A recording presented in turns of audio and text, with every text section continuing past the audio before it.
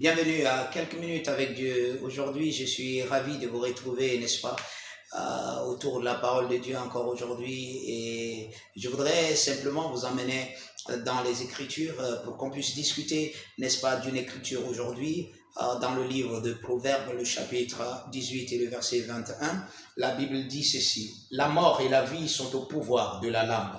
Quiconque l'aime en mangera les fruits. La mort et la vie sont au pouvoir de la langue.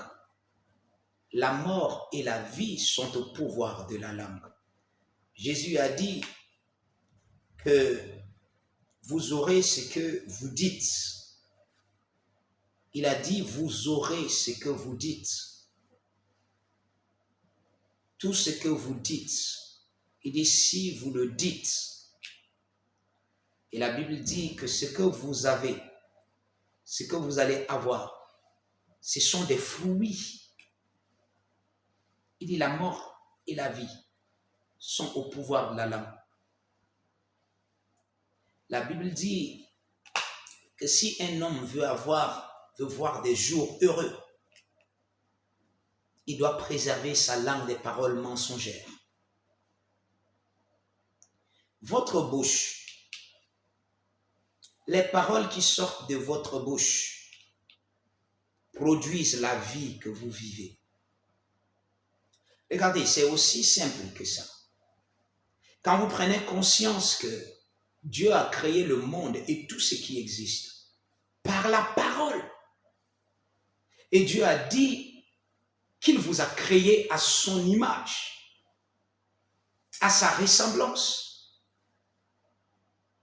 Vous êtes Dieu dans ce monde. Vous représentez Dieu dans ce monde. Comment est-ce que Dieu règne? Comment est-ce qu'il agit? En parlant.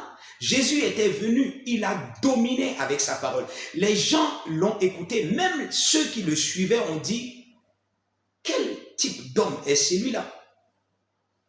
Quel genre de parole? Une fois, ceux qui le suivaient, il avait, juste à cause des paroles qui sortaient de sa bouche, ils avaient dit, c'est trop dur à accepter. Il dit, ces paroles sont trop dures à accepter. Et ils ont quitté. Et Jésus s'est tourné vers les 12.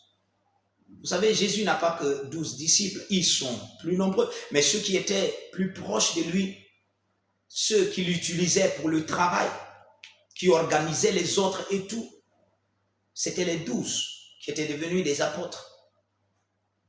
C'était eux-là qu'il a appelés plus proches. Mais une multitude suivait Jésus. La Bible dit quand il a envoyé ses disciples, il y avait 70 qui étaient partis. Chaque fois que Jésus s'est déplacé, il y avait une multitude. Et les gens, une fois, ils avaient tellement de mal à le comprendre, à l'écouter. Et ils ont quitté. Et il a posé la question aux 12. Il dit, qu'attendez-vous pour partir avec les autres? Pierre a répondu. Pierre a dit, Seigneur, à qui irions-nous? Tu as les paroles de la vie éternelle.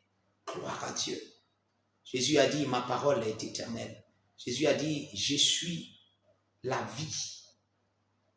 Les paroles que vous prononcez, et surtout, si vous êtes devenu chrétien, vous devez, n'est-ce pas, apprendre à parler correctement. Et vous savez, on ne peut pas insister assez sur la parole. Parce que aujourd'hui, vous voyez des gens et vous voyez la vie que les gens ont. Si vous êtes quelqu'un qui avait la connaissance de la parole de Dieu, vous pouvez dire quel genre de paroles ces personnes utilisent. Ne vous amusez pas avec des paroles. Votre vie se trouve dans votre langue, dans votre bouche. Ce que vous dites, c'est ce que vous aurez. J'ai l'habitude de dire aux gens, je dis, pendant que vous parlez aux autres, pendant que vous dites quelque chose de mal contre l'autre, Jésus a dit, ne dites pas de mal. Ne dites pas que de votre bouche ne sortent pas les malédictions. Parce que vous êtes le premier qui allait récolter cela.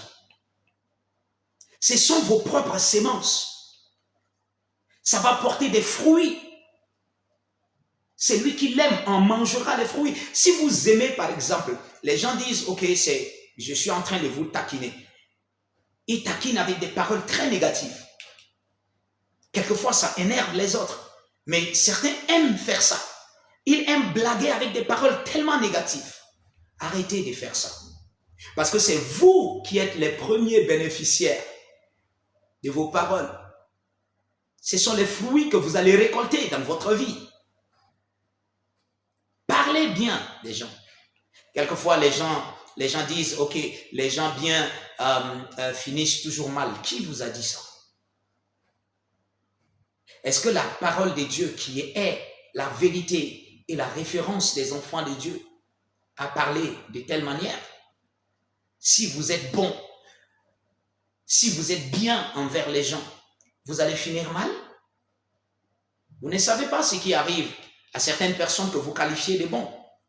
Vous ne savez pas les paroles que ces personnes se disent à eux-mêmes dans leur lieu secret. Quelquefois, vous entendez que quelqu'un est subitement mort.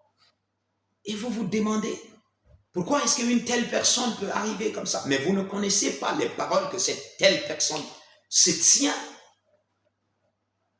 dans les lieux secrets, quand il est seul. Non seulement ça, mais vous ne devez pas aussi oublier que les mauvaises choses peuvent arriver aux bonnes personnes. Les mauvaises choses peuvent arriver aux bonnes personnes. Ce n'est pas parce que quelqu'un est bon que les mauvaises choses ne peuvent pas l'arriver.